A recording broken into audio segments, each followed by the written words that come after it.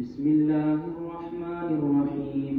الحمد لله رب العالمين، والصلاة والسلام على سيد الأنبياء والمرسلين وعلى آله وصحبه أجمعين، أما بعد.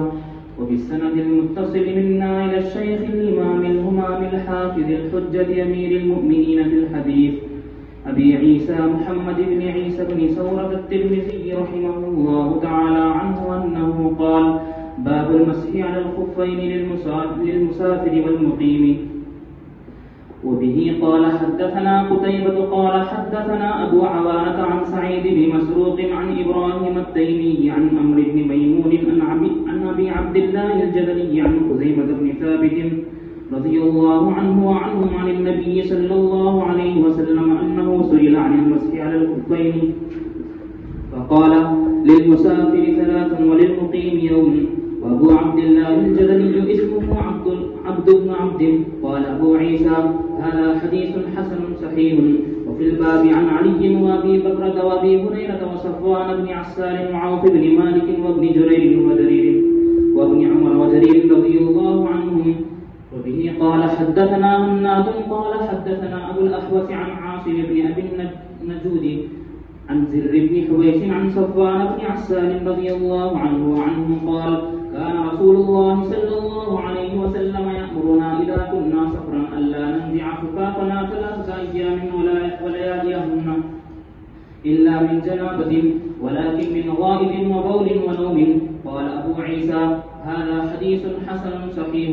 وقد روى الحكم بن عتيبة وحماد عن إبراهيم النخعي عن أبي عبد الله الجدلي عن خزيمة بن ثابت رضي الله عنهم ولا يصح. قال علي بن المديني قال يحيى قال شعبة: لم يسمع إبراهيم النخعي عن أبي عبد الله الجدلي حديث المسح. وقال الزائدة عن منصور: كنا في حجرة إبراهيم التيمي ومعنا إبراهيم النخعي. وحدثنا إبراهيم التيمي عن عمرو بن ميمون عن أبي عبد الله الجدلي عن خزيمة بن ثابت رضي الله عنهم عن النبي صلى الله عليه وسلم في المسح على الخفين. قال محمد: أحسن شيء في هذا الباب حديث صفوان بن عسال رضي الله عنه. قال أبو عيسى: وهو قول العلماء من أصحاب النبي والتابعين ومن بعدهم من الفقهاء مثل سفيان الثوري وابن المبارك والشافعي وأحمد وإسحاق. قالوا: يمسح المقيم يوما وليلة والمسافر 3 أيام ولياليهن. وقد روى بعض أهل العلم أنهم لم يوقفوا في المسح على الخفين، وهو قول مالك بن أنس والتوقيت أصح.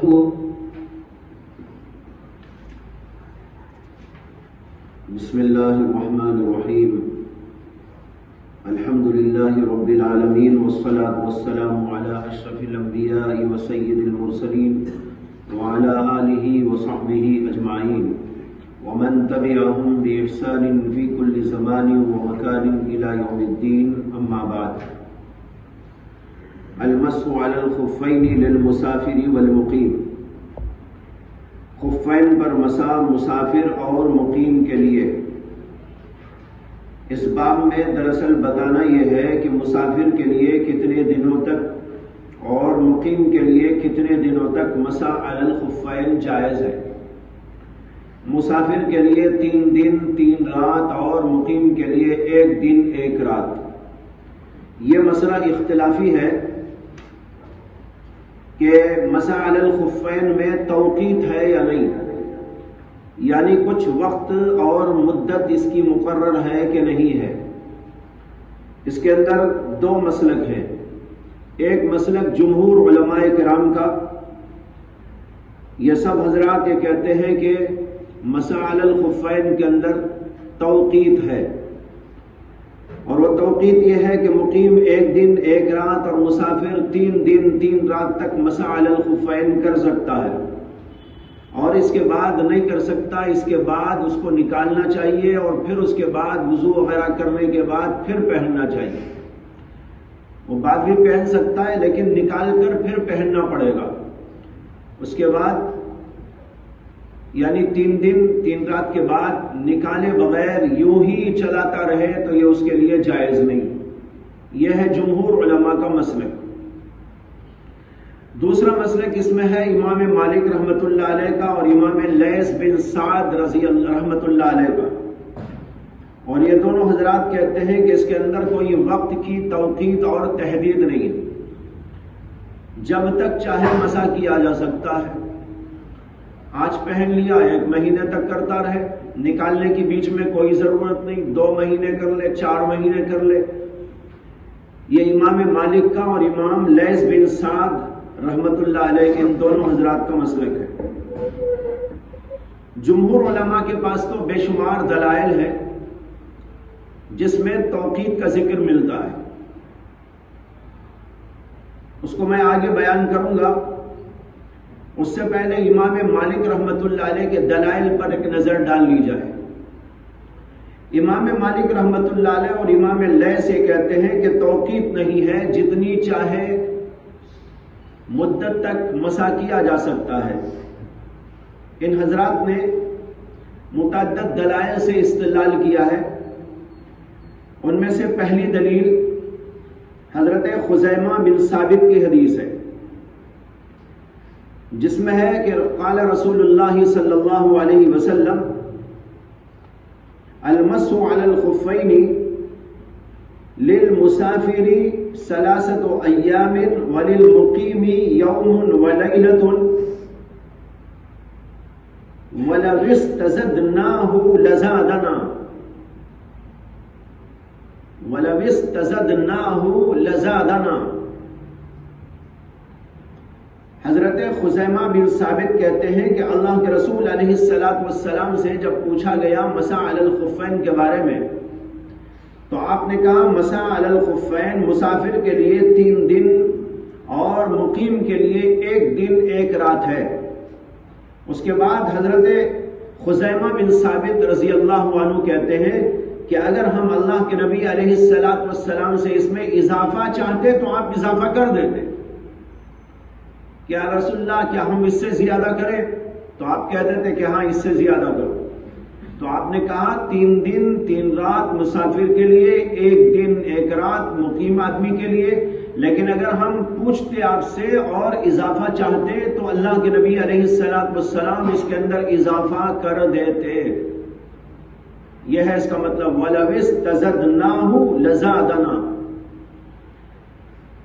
اس حدیث کا پہلا حصہ یومن ولیلتن تک یہ تو ترمذی میں بھی ہے۔ آپ کے سامنے جو حدیث ہے وہ یہی حدیث ہے، خزیمہ بن ثابت عن النبی صلی اللہ علیہ وسلم انہ سئل عن المسح علی الخفین، اللہ کے نبی علیہ السلام سے مسح علی الخفین کے بارے میں پوچھا گیا۔ آپ نے کہا للمسافر 3 وللمقیم یوم، یہی حدیث ہے، لیکن ترمذی میں تو اتنا ہی آیا ہے یہ، لیکن امام ابو داؤد نے وہ جملے کا اضافہ کیا ہے جو میں نے کہا آگے وَلَوِ اسْتَزَدْنَاهُ لَزَادَنَا، کہ حضرت خزیمہ بن ثابت کہتے ہیں کہ اگر ہم اضافہ چاہتے تو اللہ کے نبی اضافہ کر دیتے۔ یہ ابو داؤد کے اندر اضافہ موجود ہے، اور ابن ماجہ کے اندر ایک روایت میں یہ الفاظ کے ساتھ اضافہ موجود ہے وَلَوْ مَزَ السَّائِلُ عَلَى مَسْأَلَتِهِ لَجَعَلَهَا 5۔ وَلَوْ مَزَ السَّائِلُ عَلَى مَسْأَلَتِهِ لَجَعَلَهَا 5۔ اگر سائل اپنے سوال کو اور آگے بڑھاتا تو اللہ کے نبی علیہ السلام 3 دن کی جگہ 5 دن کر دیتے، لَجَعَلَهَا 5۔ یہ حضرت خزیمہ کے الفاظ دوسری روایت کے اندر ابن ماجہ میں آئے ہیں۔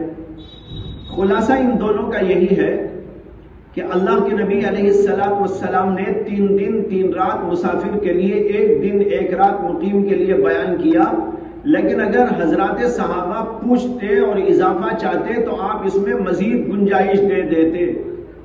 اس سے امام مالک رحمت اللہ علیہ استدلال کرتے ہیں کہ دیکھو اگر مقرر ہوتا یہ 3 دن 3 رات والا مسئلہ تو پھر حضرت خزیمہ بن ثابت یہ کیوں کہتے کہ اگر ہم اضافہ چاہتے تو اضافہ کر دیتے، 5 تک بھی کر دیتے یا اس سے زیادہ بھی کر دیتے۔ معلوم ہوا کہ مقرر نہیں ہے 3 دن 3 رات، بلکہ اس میں اضافے کی گنجائش تھی، اور اسی کو حضرت خزیمہ بن ثابت رضی اللہ عنہ نے بیان فرمایا. یہ ہے پہلی دلیل امام مالک کی کہ 3 دن 3 رات مقرر نہیں ہے، لیکن اس کے بہت سارے جوابات دیے گئے ہیں.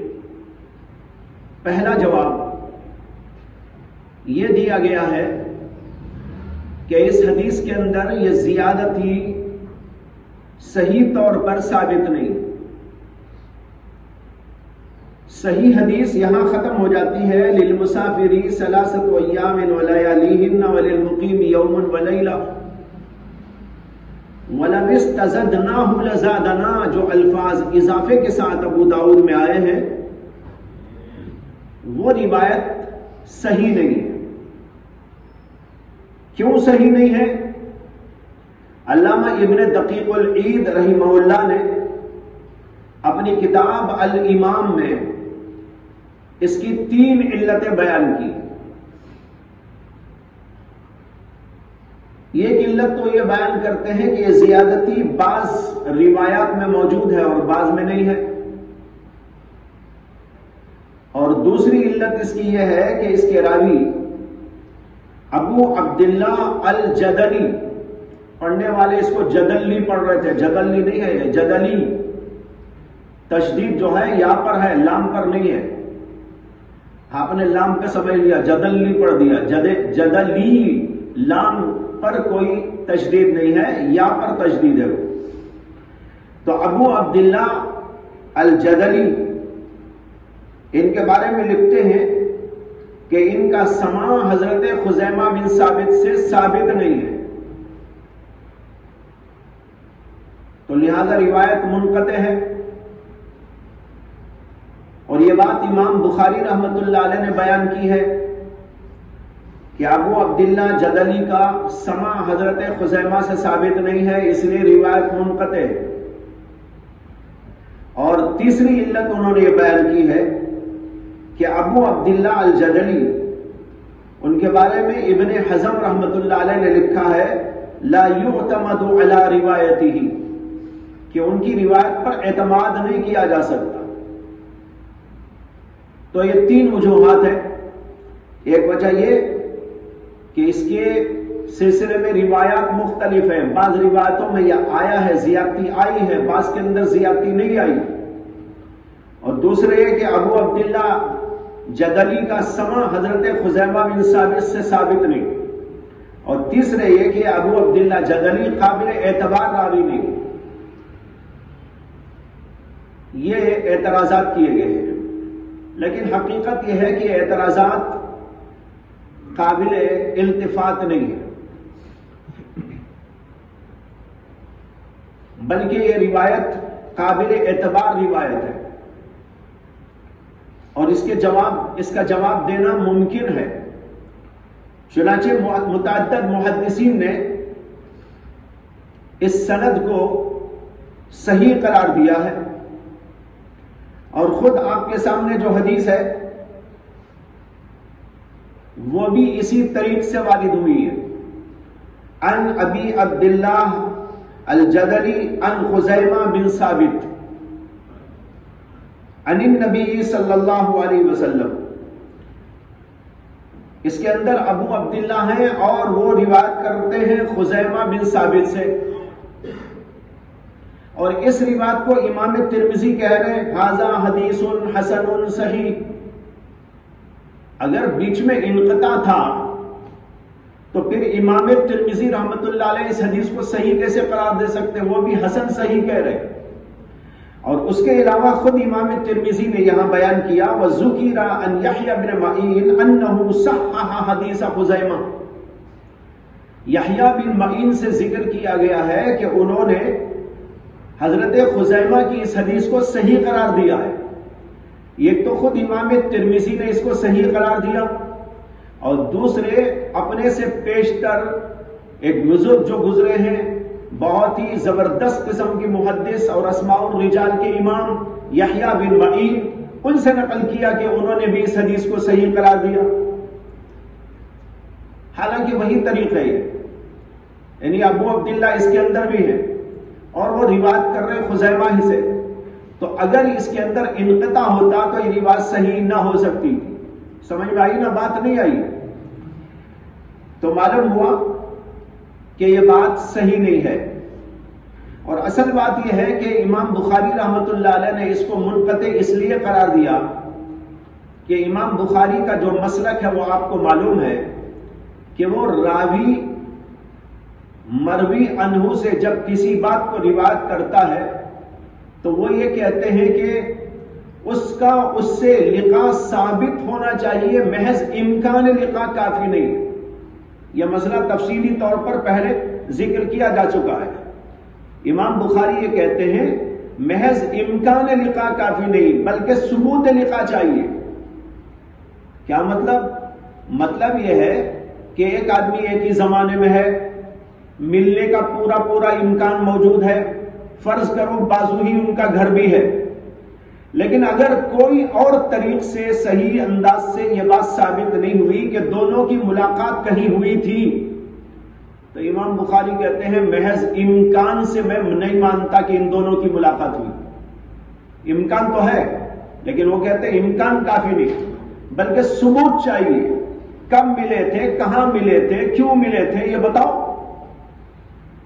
لیکن اس کے خلاف امام مسلم رحمت اللہ علیہ نے تو زبردست بحث کر دی ہے. آپ کی مسلم شریف شروع ہو گئی نہیں ہو گئی؟ اس کے مقدمے میں آپ نے پڑھ لیا ہوگا نا، زبردست قسم کی بحث آئی اس کے اندر، اسی مسئلے پر آئی اور امام بخاری کا انہوں نے رد کر دیا ہے اس کے اندر، اور وہ بھی بڑے زبردست اور بڑے جو ہے شدید الفاظ کے ساتھ میں.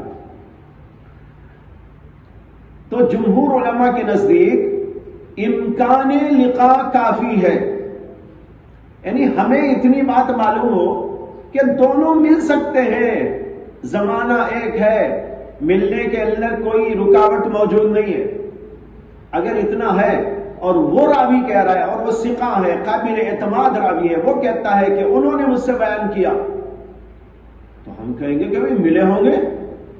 ہمارے پاس اس کی کیا دلیل ہے کہ نہیں ملے؟ ہے نا؟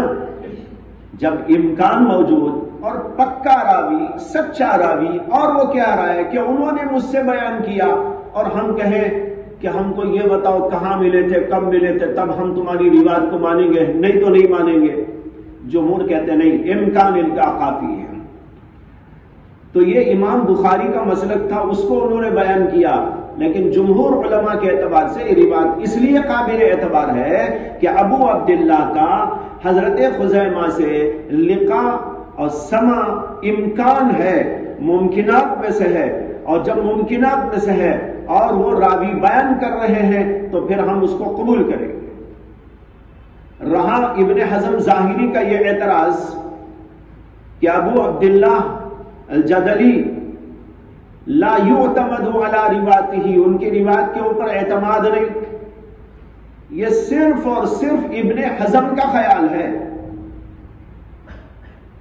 ابن حزم کے علاوہ کسی کو یہ بات ہضم نہیں ہوئی. سارے لوگ کہتے ہیں کہ بڑے قابل اعتبار راوی ہیں. امام احمد بن حنبل نے ان کی توثیق کی ہے، یحییٰ بن معین نے ان کی توثیق کی ہے، العجلی نے ان کی توثیق کی ہے، اور بھی متعدد بڑے بڑے محدثین نے ان کی توثیق کی ہے.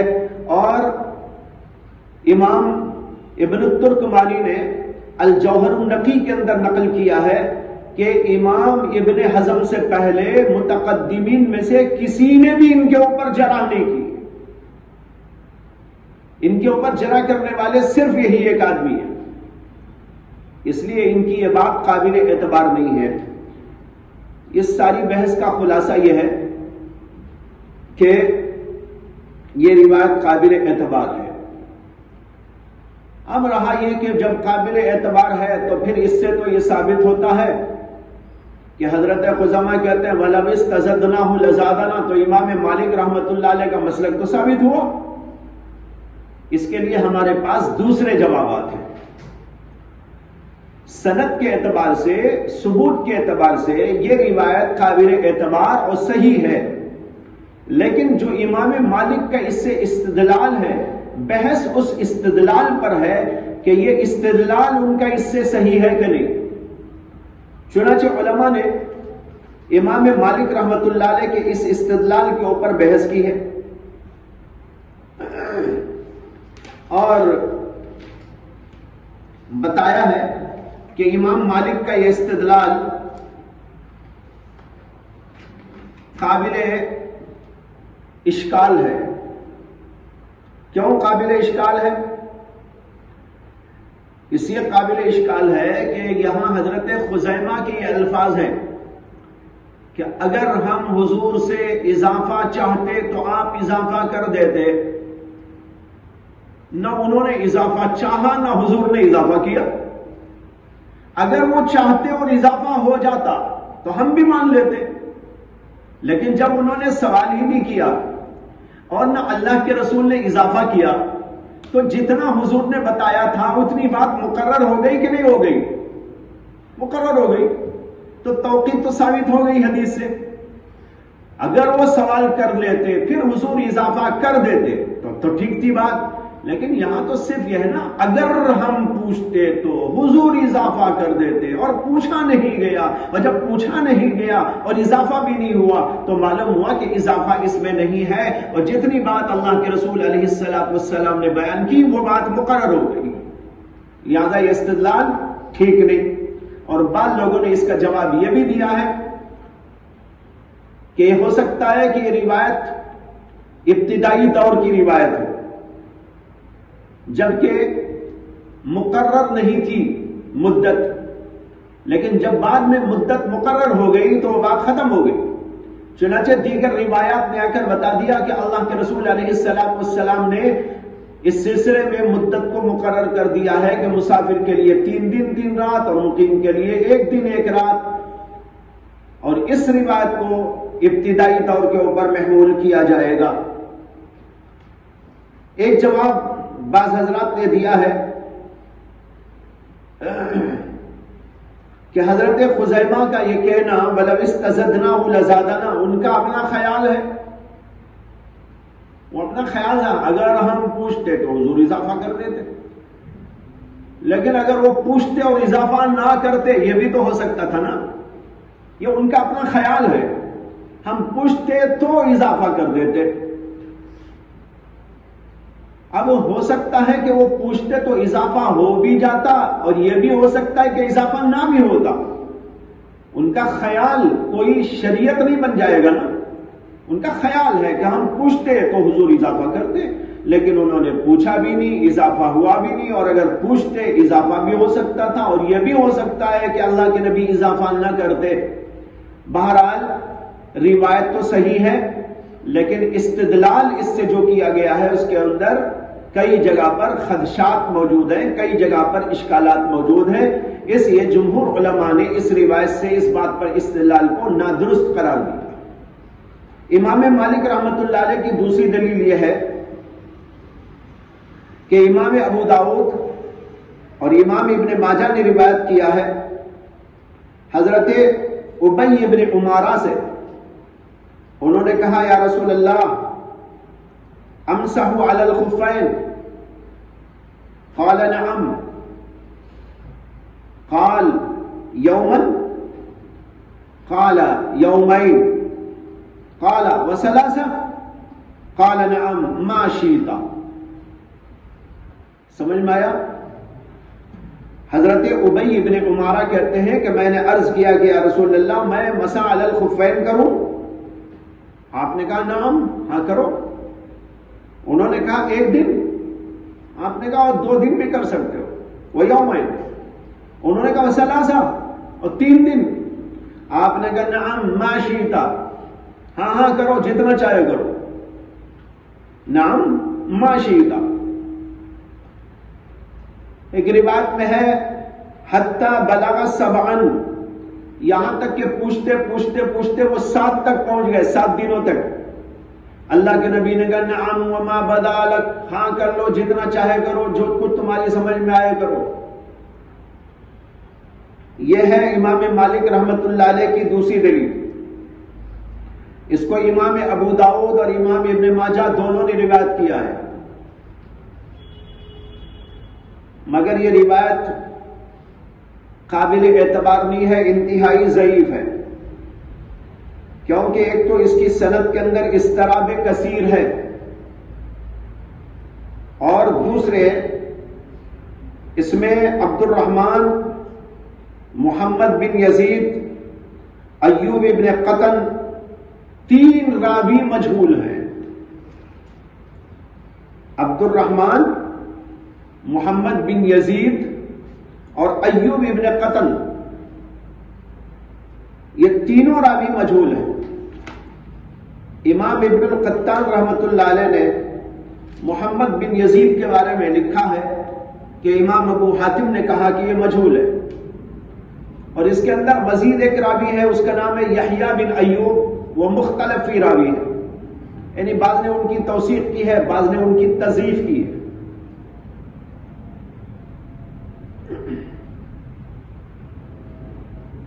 اسی لیے یحییٰ بن ایوب کی روایتوں کو لینے پر امام مسلم پر اعتراض کیا گیا ہے۔ امام مسلم کے راویوں میں سے ہے یہ یحییٰ بن ایوب، اسی لیے امام مسلم پر اعتراض کیا گیا کہ انہوں نے اس کی روایت کو کیوں لیا، اور امام ابو داؤد رحمۃ اللہ علیہ نے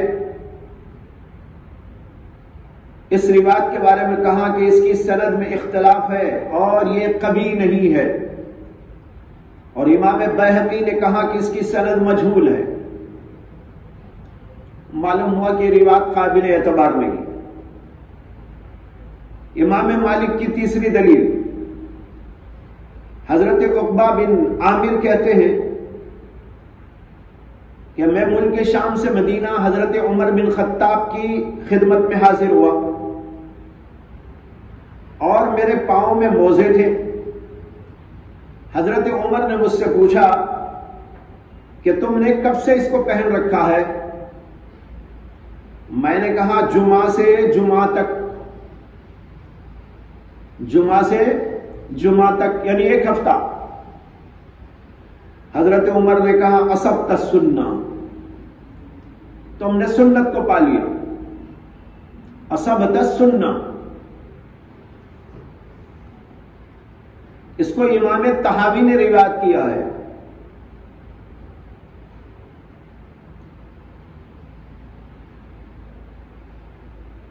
لیکن اس سے استدلال بھی مخدوش ہے،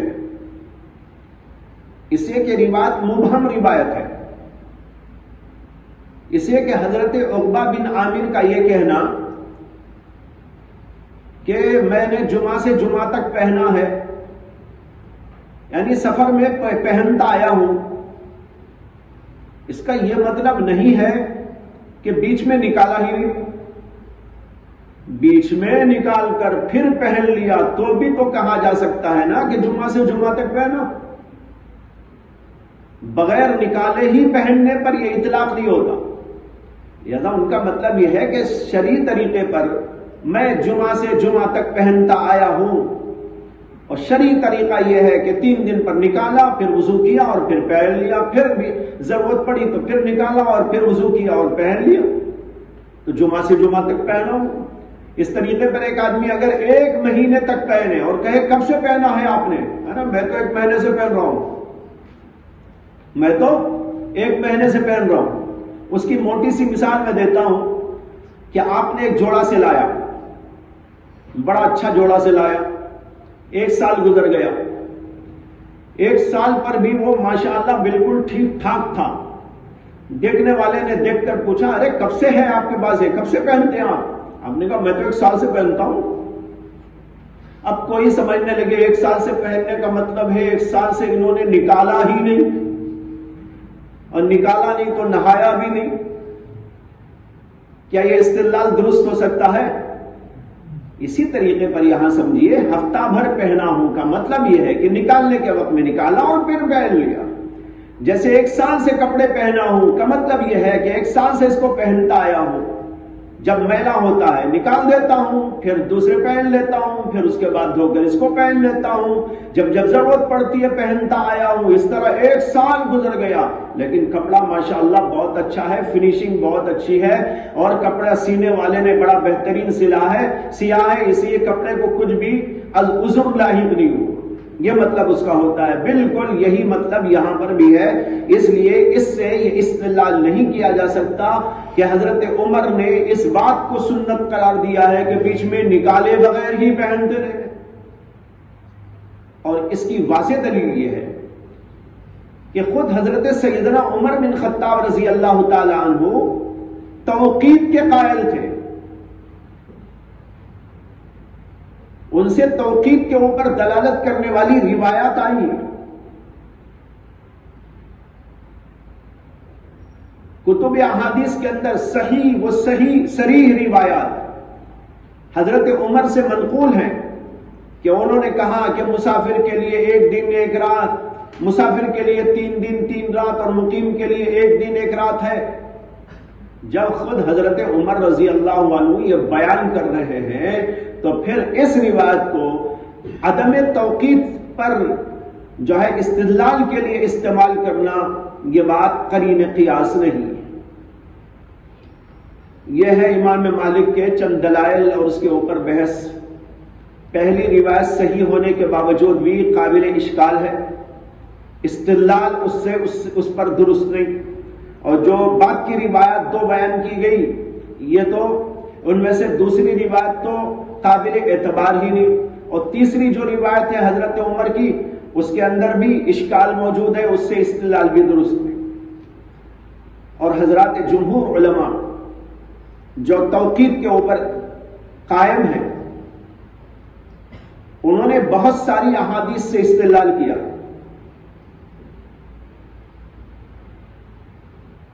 اور اس کا بہت بڑا حصہ امام زیلعی نے نصب الرایہ کے اندر ذکر کیا ہے، جہاں پر انہوں نے مسح علی الخفین کی احادیث کی تخریج کی. وہاں پر دیکھ لیجئے، جس کا حوالہ میں نے کل بھی دیا تھا کہ احادیث مسح علی الخفین کی امام زیلعی نے ان کی تخریج کی ہے. وہاں پر دیکھیں گے تو اس کے اندر آپ کو بے شمار احادیث ملیں گی جس کے اندر توقیت کا ذکر موجود ہے. ان میں سے ایک حدیث حضرت صفوان بن عسال رضی اللہ عنہ کی ہے جو یہاں پر امام ترمذی نے ذکر کی ہے. حضرت صفوان بن عسال کہتے ہیں کان رسول اللہ صلی اللہ علیہ وسلم یأمرنا اذا كنا سفرا الا ننزع خفافنا 3 ایام ولياليهن الا من جنابة ولكن من غائط وبول ونوم. اللہ کے رسول علیہ السلام ہمیں حکم دیا کرتے تھے کہ جب ہم مسافر ہوں، اذا كنا سفرا بوزن صحب، صاد ہا با، صاحب کی جمع ہے. اسی طرح سافر کی جمع ہے سفرن، صاحب کی جمع صحب. اسی طریقے پر یہ ہے سفرن، یعنی ہم جب مسافر ہوں تو ہم کو آپ حکم دیا کرتے تھے اللہ ننزع خفافنا 3 ایام ولیالیہن، کہ ہم اپنے موزوں کو نہ نکالیں 3 دن اور 3 رات تک، الا من جنابت، مگر جنابت سے. جنابت لاحق ہو جائے تو پھر موزوں کے اوپر مسح جائز نہیں، نکال دینا پڑتا ہے غسل کرنے کے وقت. اسے کہ جنابت کے بعد غسل کرنا ہوتا ہے، اور غسل کے سلسلے میں مسح نہیں کیا جا سکتا، وہ تو وضو میں کیا جاتا ہے. تو کہتے ہیں 3 دن 3 رات تک نہ نکالے، مگر جنابت ہو جائے تو نکال دے. وَلَكِن مِّن غَائِطٍ وَبَوْلٍ وَنَوْمٍ، لیکن غائط یعنی پیشاب، پاخانہ اور نوم اس پہ نہ نکالے. یہاں پر دیکھو 2 استثناء ہیں، 2 استثناء ہیں اس میں. ایک تو انہوں نے کہا ہم کو حکم دیتے تھے کہ ہم اپنے موزے نہ نکالیں 3 دن 3 رات، مگر جنابت سے. جنابت ہو تو نکال دے، لیکن نہ نکالے. یہاں نکالے یا نہ نکالے، سمجھ میں ایک جگہ نکالنے کا مفہوم ہوگا، ایک جگہ نہ نکالنے کا. اسے کے اوپر نا کا ذکر آیا تو جب وہاں استثناء آ رہا ہے تو وہاں ہاں کا معنی ہو جائے گا، اور پھر اس ہاں سے استثناء ہوگا تو پھر نا کا معنی ہو جائے گا. اسے یہ ترجمہ ہوگا، ہم نہ نکالے اپنے موضوع کو 3 دن 3 رات مگر جنابت سے نکال دے، لیکن غائط اور بول اور نوم سے نہ نکالے. تو یہ اس حدیث کے اندر صاف طریقے پر آ گیا ہے. یہ حدیث جمہور علماء کی دلیلوں میں سے ایک دلیل ہے.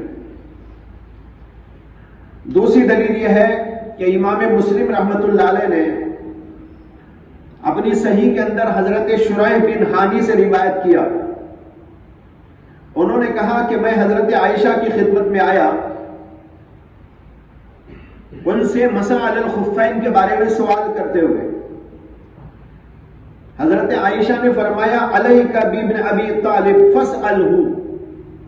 کل میں نے یہ حدیث ذکر کی تھی آپ کے سامنے. انہوں نے کہا کہ حضرت علی ابن ابی طالب کے پاس میں جاؤ، ان سے پوچھو. فَإِنَّهُ كَانَ يُسَافِرُ مَعَ رَسُولِ اللَّهِ صلی اللہ علیہ وسلم، کیونکہ وہ اللہ کے رسول علیہ السلام کے ساتھ سفر میں جایا کرتے. فَسَأَلْنَاهُ، حضرت شریح بن حانی کہتے ہیں کہ ہم نے حضرت علی سے سوال کیا. فقال، تو انہوں نے کہا جعل رسول اللہ صلی اللہ علیہ وسلم 3 ایام ولیالیہن للمسافر ویوما ولیلتا للمقیم. اللہ کے نبی نے 3 دن 3 رات مسافر کے لیے مقرر کیے اور 1 دن 1 رات مقیم کے لیے. دیکھو صاف اور صریح روایت ہے مسلم شریف کی. کل اسی حدیث کو میں نے حضرت عائشہ کے مسلک کو ثابت کرنے کے لیے پیش کیا تھا. بتایا تھا کہ ایک روایت ان سے یہ ہے کہ انہوں نے کہا کہ مسح علی الخفین کے بجائے میں تو یہ چاہتی ہوں کہ میرا پیر ہی کاٹ لوں، یہ مجھے پسند ہے. لیکن میں نے بتایا کہ روایت ان سے جو آئی ہے یہ باطل ہے، بے اصل ہے اور کوئی اس کا ثبوت نہیں. اسے کہ اس کا راوی من گھڑت روایات بیان کیا کرتا تھا، جس کا نام ہے محمد بن حاجر بغدادی. پھر میں نے یہ حدیث ذکر کی تھی کہ حضرت عائشہ سے تو یہ مروی ہے کہ ان سے جب پوچھا گیا تو انہوں نے کہا بھائی ان سے پوچھو، مجھے زیادہ اس کے بارے میں معلوم نہیں ہے. اگر ان کو وہی بات تھی ان کی تو وہ کہتی کہ نہیں کرنا چاہیے، لیکن انہوں نے کہا نہیں، حضرت علی سے پوچھو، وہ جانتے ہیں. چنانچہ حضرت علی سے پوچھا تو انہوں نے اس کا یہ جواب ارشاد فرمایا. تیسری دلیل حضرت خزیمہ بن ثابت کی حدیث ہے، جس کو امام ابو داؤد، امام ترمذی اور وہی جو ہمارے سامنے موجود ہے نا، جس کو ہم نے ابھی پڑھا ہے اوپر، اس کے اندر بھی صاف طور پر موجود ہے للمسافر 3 وللمقیم یوم. یہ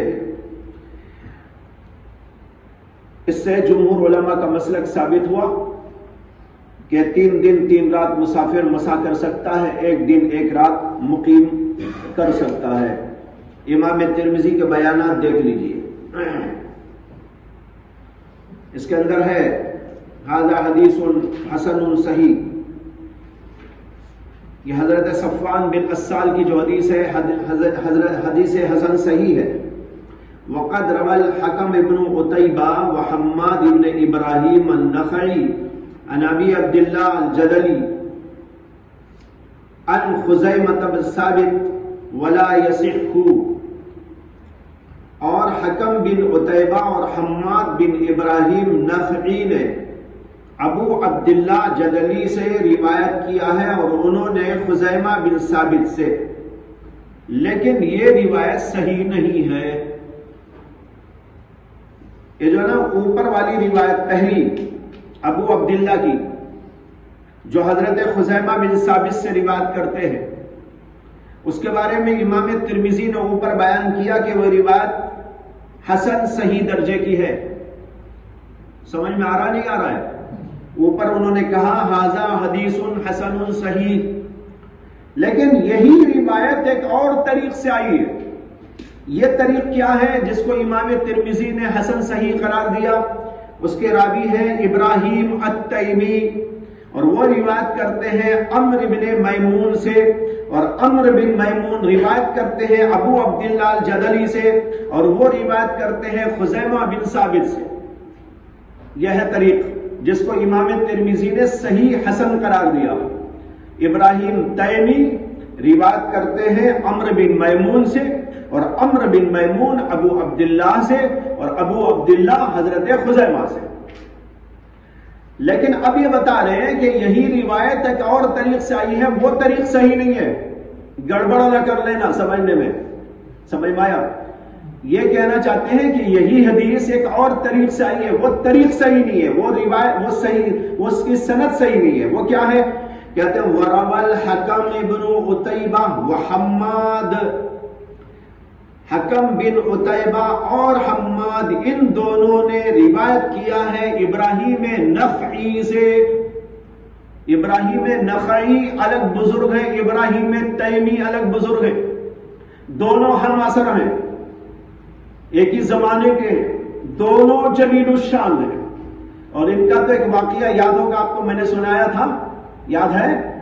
جو عیسیٰ و قربانی کی دنیا میں اعلیٰ ترین مثال ہے، اور شاید اس کے سوا کوئی اور مثال بھی نہ ملے دنیا میں۔ وہ یہ ہے کہ ابراہیم نخعی اس زمانے میں تھے جس زمانے میں حجاج بن یوسف تھا۔ حجاج بن یوسف کے بارے میں سب کو معلوم ہے کہ کس قدر جلاد تھا، خونخوار آدمی تھا، بہت سارے صحابہ کو، بہت سارے اکابر علماء کو قتل کیا۔ تو اس نے کسی بات پر حضرت ابراہیم نخعی رحمت اللہ علیہ کے خلاف وارنٹ جاری کیا کہ ان کو پکڑا جائے، قید خانے میں ڈالا جائے۔ جب یہ بات سامنے آئی تو حضرت ابراہیم نخعی چھپے چھپے رہتے تھے، اور چہرے سے تو بہت سارے لوگ ان کو نہیں جانتے تھے، یہ پولیس والے اور اس قسم کے جو لوگ ہیں۔ اور اس زمانے میں فوٹو نہیں تھا، آدھار کارڈ نہیں تھا، ہے نا، یہ زمانے میں سب آنے کی وجہ سے ان پولیس والوں کو بھی پکڑنا بہت آسان ہو گیا ہے، لیکن اس زمانے میں مشکلات تھی۔ اب آدمی کو پکڑے تو جائے اس کو پہچانے کیسا، یہ بڑا مسئلہ تھا۔ تو ان کی پولیس جو ہے ان کی تعاقب میں رہتی تھی۔ کسی پولیس والوں کو غلط فہمی ہو گئی ابراہیم نخعی کے سلسلے میں، اور انہوں نے ابراہیم تیمی کو سمجھ لیا یہی ابراہیم نخعی ہے، اور ان کے پاس پہنچ گئے اور جا کر ان سے کہا ابراہیم نخعی تم ہی ہو؟ اب ان کو معلوم تھا کہ ابراہیم نخعی کے خلاف وارنٹ جاری ہے اور ان کی پکڑ دھکڑ کی کوششیں ہو رہی ہیں۔ تو انہوں نے سوچا کہ اگر میں کہتا ہوں کہ میں نہیں ہوں تو پھر وہ مجھے تو چھوڑ دیں گے، تحقیق بھی ہو جائے گی کچھ ہی دیر کے اندر کہ ہاں میں نہیں ہوں، میں ابراہیم تیمی ہوں، اور پھر ان کو پکڑ لیں گے۔ تو انہوں نے ایثار کی اعلیٰ مثال قائم کی کہ انہوں نے کہا ہاں میں ہی ہوں۔ اس لیے کہا انہوں نے کہ مجھے ہی پکڑ لے، ان کو چھوڑ دے۔ چنانچہ انہی کو پکڑ لیا گیا اور قید خانے میں ان کو ڈال دیا گیا، اور قید خانے ہی میں ان کی وفات ہو گئی۔ حالانکہ جوان تھے، زیادہ کچھ عمر رسیدہ بھی نہیں تھے، لیکن بڑے بلند پایا تھے، عظیم الشان تھے، تقوی میں، طہارت میں، اس کے ساتھ علم کے اندر بہت ہی اللہ نے ان کو مقام عطا فرمایا تھا۔ جیسے ابراہیم نخعی کا نام ہے اسی طرح ان کا بھی نام ہے۔ تو یہ ابراہیم تیمی۔ تو بھائی ایک ابراہیم نخعی ہے، یہاں ان کے بارے میں کہہ رہے ہیں کہ حکم بن عتیبہ اور حماد نے اسی روایت کو ابراہیم نخعی سے، اور ابراہیم نخعی نے ابو عبداللہ جدلی سے، اور انہوں نے خزیمہ بن ثابت سے روایت کیا ہے، لیکن یہ صحیح نہیں۔ یہ صحیح اس لیے نہیں ہے کہ ابراہیم نخعی کو ابو عبداللہ جدلی سے ملاقات نہیں، منقطع ہے روایت۔ اور آگے انہوں نے ایک قصہ بھی بیان کیا ہے جس سے اندازہ ہوتا ہے کہ یہاں بعض راویوں کو غلط فہمی ہو گئی۔ آگے کہتے ہیں علی بن المدینی نے کہا، یحییٰ بن سعید نے فرمایا کہ امام شعبہ نے کہا لم یسمع ابراہیم النخعی من عبداللہ الجدلی حدیث المس۔ امام شعبہ نے کہا کہ ابراہیم نخعی نے ابو عبداللہ سے حدیث مسا نہیں سنی ہے، بلکہ واقعہ اصل میں کیا ہوا تھا آگے ہے۔ وقال الزائدہ عن منصور، امام زائدہ نے نقل کیا ہے امام منصور ابن المعتمر سے، انہوں نے کہا کننا فی حجرت ابراہیم التیمی ومعنا ابراہیم النخعی، ہمیں ایک بار ابراہیم تیمی کے حجرے میں ان کے مکان پر تھے، اور ہمارے ساتھ اس وقت میں ابراہیم نخعی بھی بیٹھے ہوئے تھے۔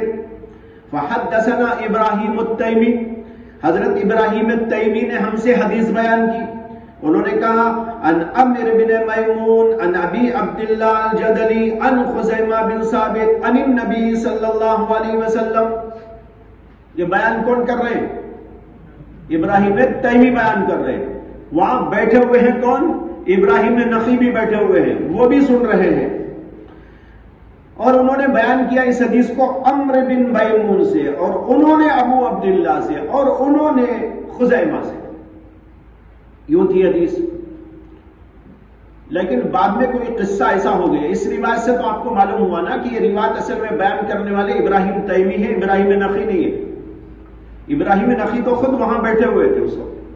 بعد میں کسی راوی کو غلط فہمی ہو گئی تو انہوں نے یوں روایت کر دیا کہ ابراہیم نخعی نے روایت کیا ابو عبداللہ سے، حالانکہ ابو عبداللہ سے تو ان کی ملاقات بھی نہیں ہے۔ جس طرح ان کی ملاقات نہیں، ابراہیم تیمی کی بھی ان سے ملاقات نہیں، ابراہیم تیمی بھی عمر بن میمون کے حوالے سے اس کو بیان کرتے ہیں۔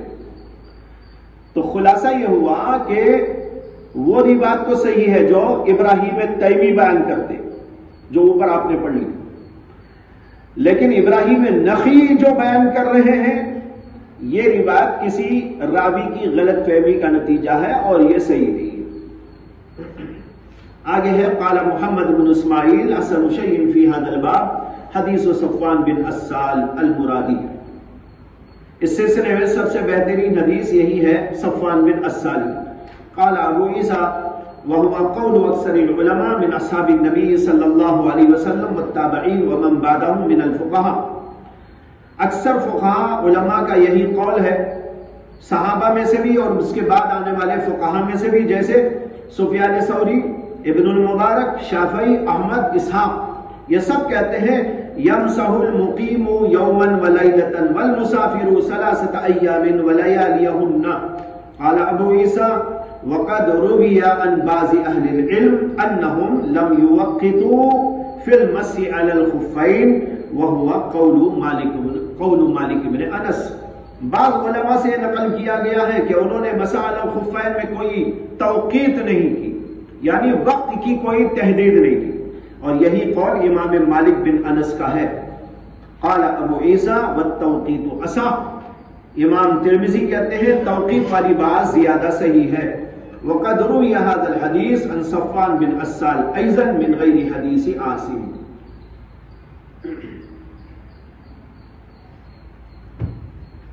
وآخر دعوانا الحمد للہ۔